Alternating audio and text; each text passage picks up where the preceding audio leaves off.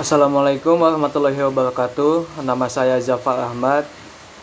Di video kali ini saya akan menginterpretasikan sebuah video yang telah dikirim oleh dosen saya untuk memenuhi tugas UAS di mata kuliah Translating and Interpreting. Jadi mari kita mulai. Assalamualaikum warahmatullahi wabarakatuh. Salam jumpa kembali Bapak Ibu. Semoga apa yang kita bahas bersama nanti mampu memberi manfaat untuk kita, untuk sekolah kita, dan juga untuk anak didik kita. Amin Allahumma amin. Assalamualaikum warahmatullahi wabarakatuh. It's great to see you again, ladies and gentlemen.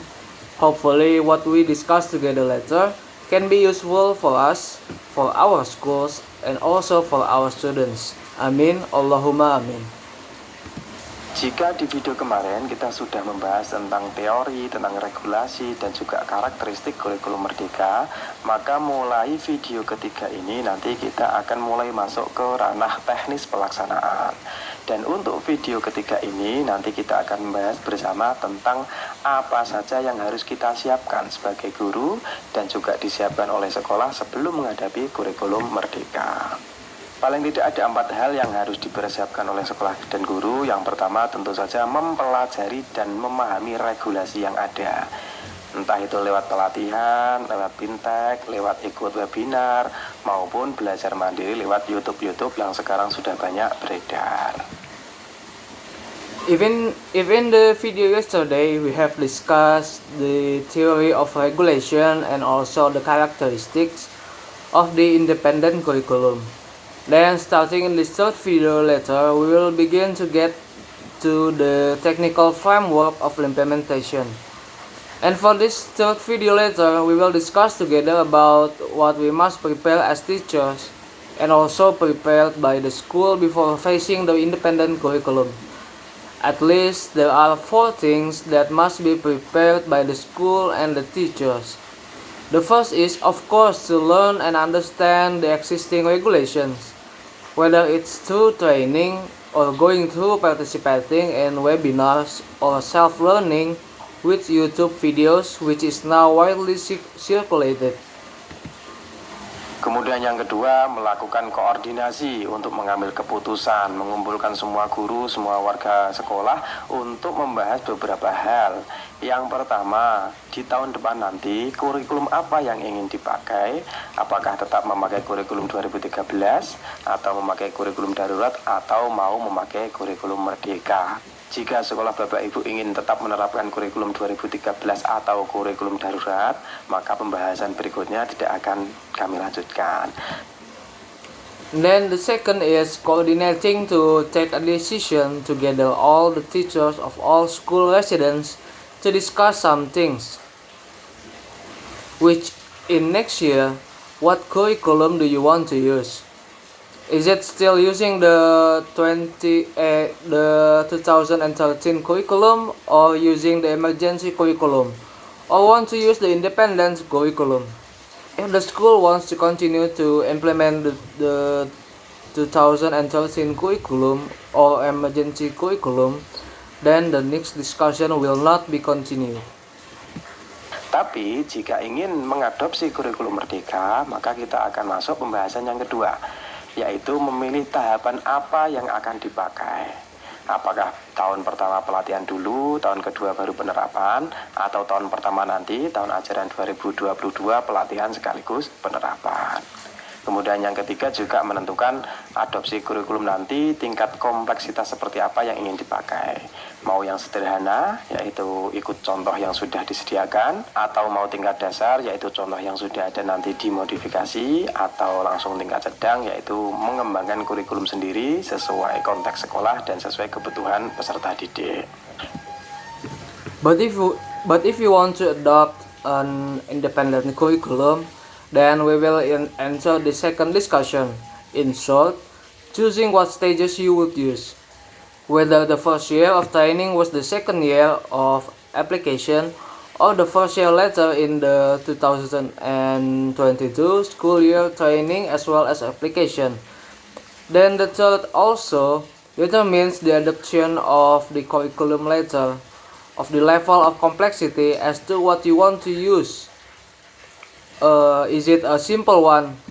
Jika ketiga hal tadi That is follow the examples what have been provided or the basic level of the existing examples will be modified or directly by developing its own curriculum according to the school context and according to the needs of students. sudah diputuskan, maka langkah berikutnya adalah sekolah mengisi angket pendaftaran untuk implementasi kurikulum merdeka. Dibatasi waktu dari pemerintah mulai tanggal 11 Februari sampai 31 Maret 2022 melalui laman kurikulum.gtk.kemendikbud.go.id. Setelah mendaftar, tentu saja langkah selanjutnya adalah membentuk tim pengembang kurikulum. Ini sangat penting sekali karena nanti banyak tugasnya. Di antaranya yang pertama mengatur pelatihan guru. Tentu saja bukan hanya sekedar membahas tentang pemahaman karakteristiknya, tapi juga bagaimana penerapannya, bagaimana latihan menyusun modul ajarnya, bagaimana menganalisis capaian pembelajaran, nanti dibahas lewat pelatihan tersebut. If the three things have been decided, then the next step is the school have to filling out the registration questionnaire for the implementation of the Behave curriculum. Limited time from the government from 11th February to 31st of March 2022. Through the page curriculum.gtk.kemendikbud.go.id. After registering the course, the next step is to form a curriculum development team. This is very important because many of these tasks include the first set of teacher training, of course, not just discussing the understanding of its characteristics, but also how it is applied, how the training prepares the teaching module, how to analyze learning achievements that will be discussed through the training. Kemudian yang kedua nanti membentuk koordinator pembelajaran berbasis proyek. Karena pembelajaran berbasis proyek ini kan hal baru, jadi nanti dibutuhkan seorang koordinator yang bisa mengurus segala sesuatunya, karena nanti proyek ini kan bukan per mapel, tapi kolaborasi antar mapel. Dan yang ketiga nanti menyusun kurikulum operasional satuan pendidikan. Kalau di kurikulum 2013 kemarin namanya KTSP, namanya nanti berubah menjadi KOSP. And then the second thing, it will form a project-based learning coordinator. Because this project-based learning is new, so a coordinator is needed who can take care of everything later. Because this project is not about in each subject but collaboration between all the subjects. And the third will develop the operational curriculum of the educational unit. Even the curriculum 2013 called KTSP, later the name will change to KOSP. Untuk teknis penyusunan kurikulum operasional satuan pendidikan, insya Allah akan kami sajikan video keempat nanti lanjutan dari video ini.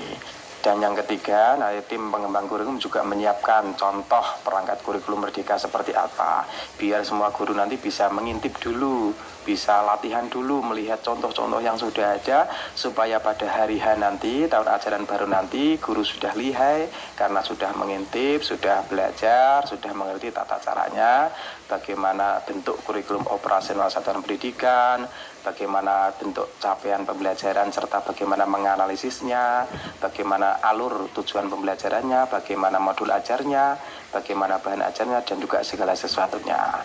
Dan insya Allah beberapa hal ini kami sudah cantumkan di deskripsi. Nanti Bapak Ibu bisa mendownload, bisa melihat contoh-contoh yang sudah ada. For the technical preparation of the operational curriculum of the educational unit, inshallah, we will present the fourth video, followed by from this video. In the third things are the curriculum development team will also prepare examples of independent curriculum device, like the teachers can see in advance, can practice first, also seeing the examples that already exist, so that in time, at the new school year later, Teachers are already known because they have seen, they have learned, have understood how to form an operational curriculum of educational units about how the teaching materials and also everything. And hopefully some of these things that have been included in the description. You can download it later and can see the examples that already exist. Dan yang terpenting adalah semua warga sekolah, baik kepala sekolah maupun guru harus membiasakan hal-hal positif yang nanti akan dituntut dan dibutuhkan di kurikulum merdeka. Di antaranya mungkin melaksanakan asesmen diagnostik. Sebelum melaksanakan pembelajaran, guru mungkin berlatih mendiagnosa dulu apa yang dibutuhkan oleh siswa, bagaimana gaya belajarnya, materi prasyarat dari capaian pembelajaran yang ada itu sudah dikuasai siswa apa belum, bagaimana motivasinya, dan nanti dicatat oleh guru sebagai latihan sebelum pelaksanaan kurikulum merdeka nanti. And then the most important thing is that all school institutions, both principals and teachers, must familiarize the positive things that will be demanded and